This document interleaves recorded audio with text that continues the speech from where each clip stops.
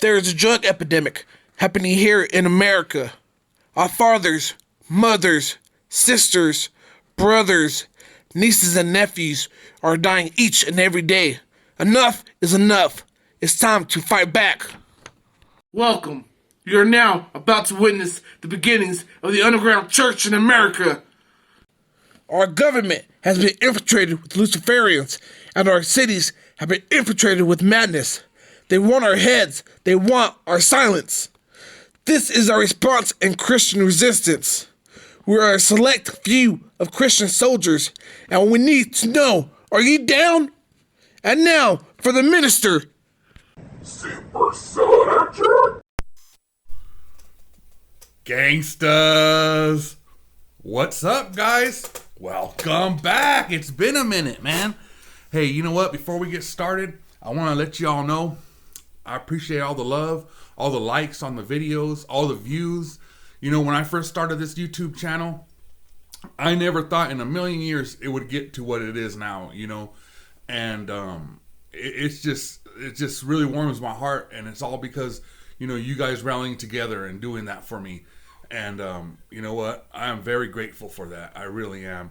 So I got something special for you today, okay? I got something really special for you today. And it's Gargoyle story from the Insane Asylum, okay? You're really going to enjoy it, okay? So this story takes place in a place called Fowler, California, okay, in 1997, okay? It was probably the winter of 1997, ooh, right? And at that time, me and Mrs. Soda Jerk, we were certified nursing assistants, right? And because even back then, we wanted to help people, you know? We had a servant's heart, you know, so to say, we really wanted to be of service, right? You know, so we were certified nursing assistants, and we were working at nursing homes around, you know, in the local area. But there was this one place in Fowler, on the outskirts of Fowler, just east of Fowler, like right on the outskirts. And it was like, I say like an insane asylum, right? But it really like wasn't. It was like, it was a locked facility, and they weren't criminally insane, but I think what they said, if I remember right, that if they were to be let go, they would be criminally insane. But it was definitely a locked facility, and we wanted jobs there for such a long time, and we wanted to work there because the residents, they did everything themselves, and all you had to do was just monitor them, right? You know, you just had to open their closets, and they would pick out their own stuff, and you really didn't have to do too much, right? And we really desired to work there, and just somehow my wife, she got a job there, and was able. Then I was able to get in, right? And so that was the job we had been wanting. And so I got a job at nights, which is usually what you get when you first get a job, right? You know, they're going to put you on the shift, like the least desirable shift, right? And so I was working with the guy, another certified nursing assistant. And at night, it was two of us. And I would sit in front of one hallway, and I would look down to my hallway and make sure everything was kosher, right? Everything was looking good. And he would sit over there, and he would be looking down that hallway, making sure everything was good, right? And man, the nights would sure get long, and we'd start talking, you know, we'd start telling stories. Oh, you know, I'd tell him some of my war stories of when I was living over there in West Ninth, Santa Rosa. He was from Fresno, and he was a white man, youngster. I had felt like if I was, you know, a lot older than him, but I wasn't at the time. I mean, I was like 22, and he was like, I want to say he was 18, 19, you know, well, I had to be like 19. But the thing about this guy is he was a amateur boxer. And he said, hey, listen, I ain't the world's best boxer, but I do it to keep fit. I do it to keep, me moving, to keep fit.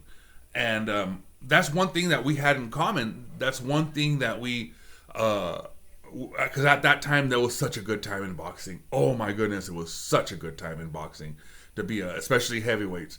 And so we would talk boxing a lot, and we'd share stories. So anyways, this one night, he told me a story, and this totally freaked me out. I'm gonna tell it to you. And I wish I could remember like the details, and because it's been so long, I wish I could remember the details. But I'm gonna tell you the Reader's Digest of the version of the story he told me, right? So basically, Fresno, Fowler, I was living in Parlier at the time. Basically, it's in the valley, and you could look up on a clear day, and you could look up into the mountains and see the foothills, right? And then you could look up further and see, I guess it would be called the Sierra Nevadas, I guess. But anyways, up there is Yosemite, National Park. Okay, everybody's heard of Yosemite. My family would, they're big time campers, fishermen. You got streams, rainbow trout is what we'd go for. And man, almost every weekend we're up in those mountains. We're up in those foothills. We're some stream, something. Hey man, we're down here, and hey, it was on, right? And so I knew the area. I knew exactly, and I don't know exactly where he went camping that day of the story, but it was up towards, Yosemite, from where we're at. Boom, up there in the mountains, okay? And so, which, by the way, Yosemite has a lot of weird things going on, okay? A lot of cases, missing people and stuff like that. So, he was telling me that him and some buddies, it was co-ed. It was some gals and some guys, right? That they went up there, I guess one summer, they went up there. And they were going to do everything that, youngsters do in camping. You know what I'm saying? Everything they do in the movie. A little drinking, a little bit. Maybe somebody would hook up with somebody, right? And they were all going to just have a good time. Just have a good time, And I could relate because there was a time where I was doing the same stuff with my buddies, right? And so they went up there to Yosemite, and they unpacked. They made camp. They were still getting settled in, and night fell. And so night fell, and not everybody was all kicking back in the same spot. Like the girl got up to go do something. I don't know whether it was to use a restroom or go to get something from her tent or something. This is how the story that he told me went. And she gets attacked. Okay, she gets attacked, and everybody ran out to her, and she's bleeding ugly. She's bleeding out, okay? They're like, what happened? And she couldn't tell them what happened. That all that she knows is she got attacked, and they couldn't figure it out. Like, what is going on? Like, attacked by what? And there's nothing here, They had a few flashlights, and they were looking around like, what happened? Like, tell me exactly what happened. And then they proceeded to get dive bombed by something, right? And so they shined a light up into the trees, and he told me that he saw this thing, right? It resembled a gargoyle, right? And it was sitting on a tree, and he told me that somehow, some way, some crazy way, that the beak didn't come together with like a regular like a hawk or like a owl or something like that. It was twisted somehow. This is what he's telling me. Well, birds are not nocturnal. Now there's some species like owls that are, but most birds can't see at night. That's why you see at nighttime large birds gathering in one tree, and they're like thinking, "Look at all these trees, and why is the one tree these all these birds usually gather at?" Well, usually there's a light post by that tree, and when there's light, they could see enough to like where they could jump down, run around, or just fly, or just right there. And there's usually at nighttime there's a predator around. I used to see this a lot at when I used to work at Texas Tech University, right? There would be large, gatherings in just one tree, and that tree would always have a lamppost right next to it because there was predators around, and they would get ripped apart, at nighttime because an owl could just come land on the same branch and just walk right over to them and pick them up, and so except for like owls and stuff like that could see at night that are predatory birds. Those are the predators, right? But this was no owl, they told me. He said it looked like a gargoyle and so anyways, this chick was bleeding out. They packed up as much stuff they could pack. They got out of there as fast as humanly possible. Went down, and I can't remember if I want to say Reedley had a little emergency room. I want to say it was Reedley, but I don't know. I can't be 100% positive. I can't be 100% positive it was that emergency room.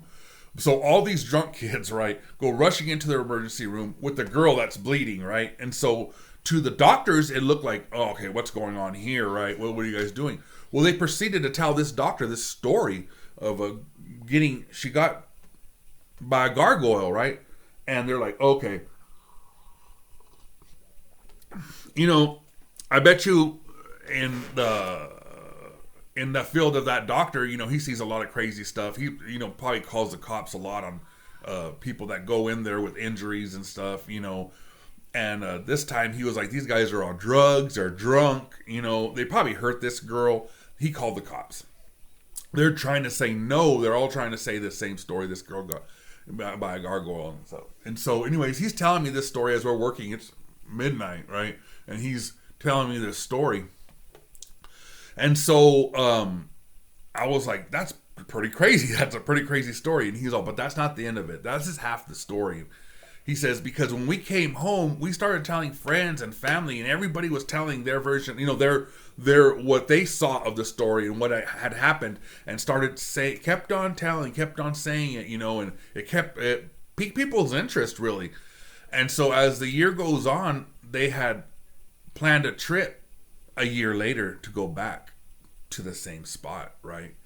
And this time they had some like, hey man, I'm gonna take you to the spot. And it was a year later, some of the same people, right, into the same spot. And so he goes up there, and just like the time before, exactly, they unpack. They are planning on doing what young people do, a little bit of drinking. Maybe some people will get hooked up. I don't know, what I'm saying? It was the same thing, the same scenario. Nighttime fell, and somebody gets attacked. And they start getting dive bombed, and a person gets hurt, and they end up going to the same hospital a year to the day. Okay, a year to the day. And guess who's working at the ER, right? Same guy, and he says, what happened? What happened? And he goes, what happened was the same thing we told you last year, that they got attacked by this, right? And it was just a crazy story, and I kind of forgot about the story as years passed. As years passed, I kind of forgot about the story. Until a couple years ago, I was watching a YouTube channel called What Lurks Beneath. That's what the YouTube channel is called. And this is from like 2-3 years ago, maybe. And I tried looking for it. Couldn't remember the title of it. I think the thumbnail was somebody driving. It was like cartoonish. Somebody driving and looking over and seeing a gargoyle flying off to their, But I was just rando. I used to drive truck, okay? I used to drive a trash truck, and I used to be driving like 12-hour days, okay? And I used to be listening to YouTube 12 hours a day, and some kind of studying and some kind of like trying to educate myself on different subjects, right? So this was something I used to like to do to kind of pass time. And it proceeded to tell a story, and I don't know if this was a ranger or somebody. And the way that story went is that early in the morning, right, when nocturnal creatures are still out, he looks over and sees a gargoyle creature flying next to him, and guess where he's at? Yosemite. And that jogged my memory, and I go, hey, because I had that story filed in my brain under miscellaneous, right? And I'm like, hey, where have I heard this story before about a gargoyle up by Yosemite? And I remember I heard it when I was working in the Insane Asylum, right? And I put two and two together, and I say, you know what? There must be something up there. There must be something up there that resembles a gargoyle that nobody has seen. Well, it's nocturnal, right? So, like, people aren't going to see it like, they see other creatures and stuff, okay? That's the story. But listen to this. I need to have a talk with you. Christian, I need to have a talk with you. Okay. Answer the question honestly, because the only one that you're going to be robbing is yourself. Okay. So the question is this: how much of God's creation have you seen with your own eye? How much of God's creation have you seen with your own eye? Would you say 80% maybe of God's creation? Would you say that you've seen 80% of God's creation? Now keep in mind that because people see, we see dogs, we see cats, we see birds, we see the regular old stuff. We see a couple gorditas at the mall, and we think we saw a wildebeest, right? We think that we've seen it all, and to tell you the truth, have you ever seen an angel, God's angels, seraphim? Some of these angels, man, that it was God's creation, were like looked scary, like four faces, wheels for legs, wings. I mean, just something just totally crazy, we think of common angels, like touched by an angel, but there was some angels that did not look like that, and that was God's creation, right?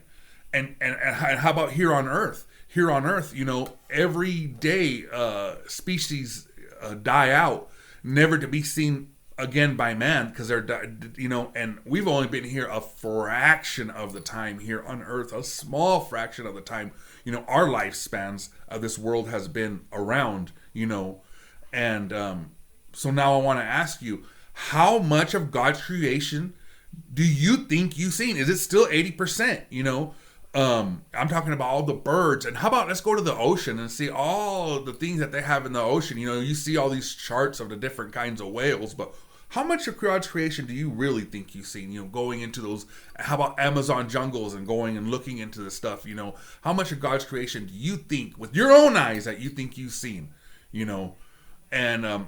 know what, not on this earth, but how about when you look up into the stars, into the other galaxies, how much of God's creation have you seen? The wonderful works of God, how much of his creation do you actually have you seen with your own eyes?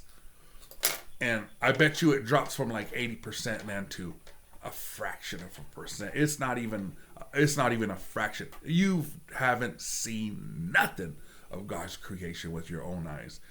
When you start really thinking about it, you haven't seen nothing. So don't be so quick to, when someone tells you a story that happened to them, and they say, man, I don't believe that. Like if somehow you or me or we've seen all of what is there, God's creation, and we know it all, we've seen it all and stuff like that. And really, in reality, you ain't seen nothing.